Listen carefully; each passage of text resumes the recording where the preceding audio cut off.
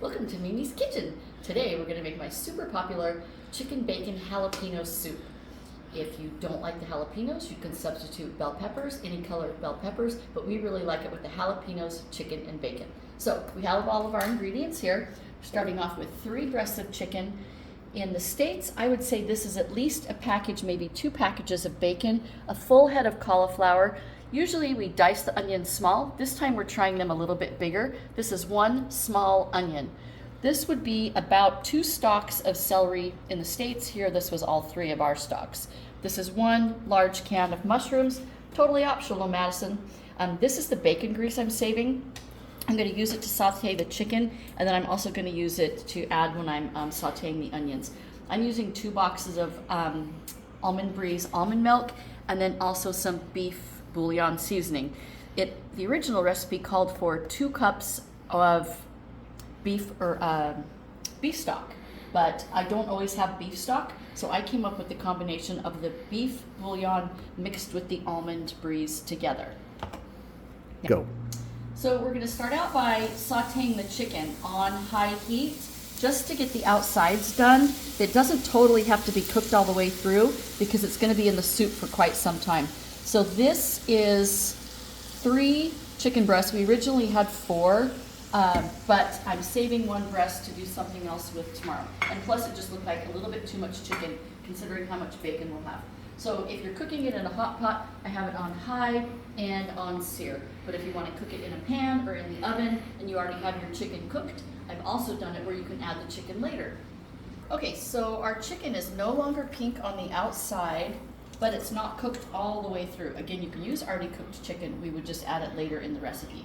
So I'm taking out the chicken using a slotted spoon because I want most of my drippings to stay in the bottom of the pan. And then I cooked the chicken in a little bit of the bacon grease. And now I'm going to add a little bit more bacon grease and start sauteing my onions.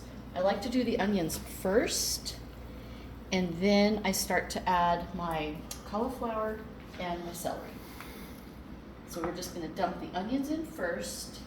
And if you don't have enough bacon grease, if your bacon isn't fatty enough, you can also use a big pat of butter, probably 2 tablespoons. And then I like to stir the onions the entire time just until they turn translucent. It takes a couple minutes. Okay, the onions are translucent and almost, maybe about half of the size of what they were. They really softened up nicely. Now, I still have my sear on high, and one thing I forgot to mention when I first showed my ingredients was you can use cream cheese or you can use heavy whipping cream. So I'm going to use 1 full brick of cream cheese, or I would use about probably 2 cups of heavy whipping cream if you have that instead. But now to my onions, before I add my cream cheese, I don't know, you could do it either way, but I like to add my cauliflower, probably because I like to get them mixed in with the bacon grease onions. So just give those a really good stir, and it will stop sizzling now because my pot's kind of full. I'm going to stir these for about a minute, then I'm going to start adding my chunks of cream cheese. I've been stirring the cauliflower for probably 2 minutes off and on, just mixing it all in, keeping it from burning on the bottom, but still it's not affected at all by having it on high heat because I'm stirring so much. Now I'm going to start to alternate adding my cream cheese and my celery. So I'm going to put in 3 blocks, or 3 of my chunks, and I'm going to try to start to get them melted a little bit on the bottom. And then I'm going to start adding in celery and just alternating it. Putting in about half my celery, stirring it, and then I'm going to add in the remaining cream cheese. My cream cheese is melted. All of the celery, onions, and cauliflower are mixed. One note, the original recipe called for potatoes, so you can add potatoes, but if you're trying to do low carb, the cauliflower is such a great substitution, your husband won't even notice that there's no potatoes. But you can do potato cauliflower or potato jalapeno soup if you like. I'm using the Almond Breeze unsweetened almond milk.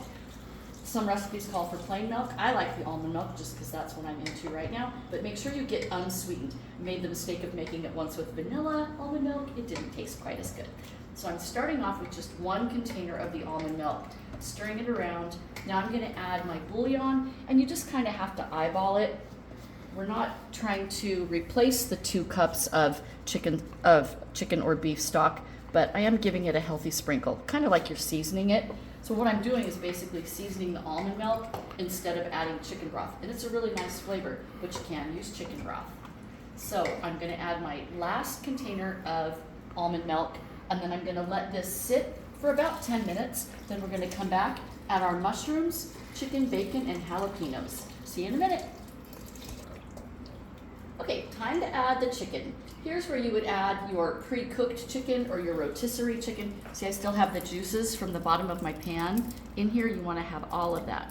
But if you do have a pre-cooked chicken or chicken that you did in the oven, rotisserie chicken, shredded chicken, here's where you add it. About the equivalent of 3 breasts. We're doing about 1-inch cubes, and I found that it was really easy to slice them while they were frozen before I cooked them. Now, again, adding the bacon. Probably a full package, maybe 2 packages in the States. Here, I'd say this is the equivalent of 2 cups, would you say? Now, optional, 1 can of mushrooms. We did drain them. And you can see how thick this is starting to look. And as some of the juices come out of our vegetables, our cauliflower and our celery, it will add a little bit more moisture to the pot. And if you're gonna stop right here and have it as a chunky chicken bacon chowder, you can. But to add a little bit more color, consider throwing in a bell pepper, any colorful color. Or for that zing, we don't leave out the jalapenos. Original recipe called for 3 full jalapenos. We're gonna use a jar of sliced, and we're gonna use almost the entire jar with juice. Okay, I'm gonna stir those around. Let's see how it looks. Yeah, I might wait a little bit to see if we add more. So I'm gonna give this about 20 minutes, then I'm gonna dip into it with a spoon and then come back to make alterations. So we have the Ninja XL that we're using, and it's still on high on the sear setting, but notice that if you close the lid, it doesn't keep the heat in and keep cooking. So you're gonna wanna leave this lid open and add your extra lid, that's your pressure cooker lid, but we're not pressure cooking, we're just keeping the heat in so that you stay on high. Then we're gonna wait 20 minutes, take a taste test, and maybe add some more jalapenos.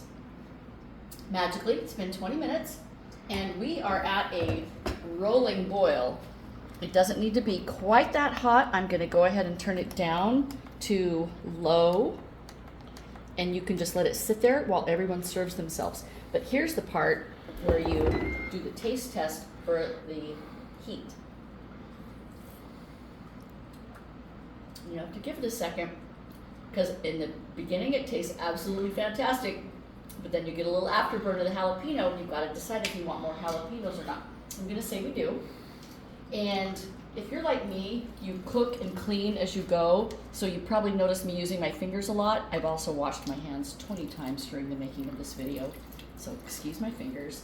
We're adding a little bit more of the jalapenos and a lot of the juice, but also notice how much more juice there is than we started with because of the cauliflower and the celery losing some of their water and adding to our broth. Okay, we're basically done. Now we're going to show you some options you can have with your dish when it's done. We're just going to leave it on low and then soup it up. Now the best part, we're done. Scooping it into the bowl. Our cauliflower is nice and soft. You can literally leave this on low until everyone's ready to eat. Just wait until your cauliflower is nice and tender, and then you can sprinkle it with some cheese, optional jalapeno bread, which I might make in another cooking video, and a little extra jalapenos for me, optional chips, and you're done.